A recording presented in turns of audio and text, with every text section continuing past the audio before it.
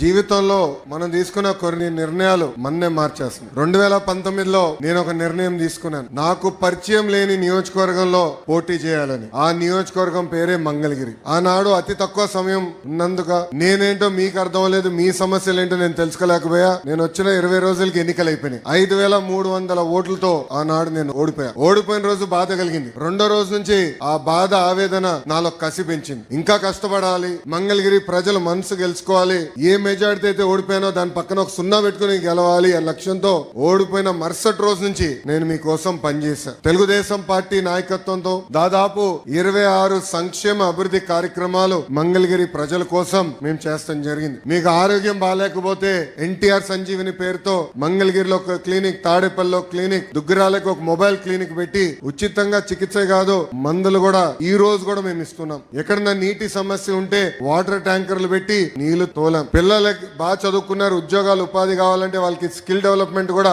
ఆనాడు మేము చేశాం. ఇంకా ఇంట్లో పెళ్లి జరిగితే నేను రాలేకపోతే స్వయంగా బట్టలు కూడా పెడలబడాలన్న ఆలోచనతో తోపుడు బండ్లు ఇచ్చాం. మహిళలకి ఆర్థిక స్వాతంత్రం రావాలని కుట్టు మెషినే కాదు ట్రైనింగ్ మరి ఇచ్చి కుట్టు మెషిన్ అందజేసి ఈ రోజు వాళ్ళ పని కూడా మేము కల్పిస్తున్నాం. కోవిడ్ వస్తే ప్రభుత్వం అని మర్చిపోయింది కానీ ఆనాడు నేను మర్చిపోలేదు. ఆక్సిజన్ గాని, మందులు గాని అమెరికా డాక్టర్ల ద్వారా ఆన్లైన్ లో చికిత్స కూడా అందజేశాం. అవసరమైన మందులు ఇచ్చాం. ఇట్లా 26 సంక్షేమ అభివృద్ధి కార్యక్రమాలు మంగళగిరి ప్రజలకి నేను చేశాను. అది మీరు చూసి మొన్న జరిగిన ఎన్నికల్లో అందరికి దిమ్మ తిరిగే విధంగా 91,000 మెజార్టీ నన్ను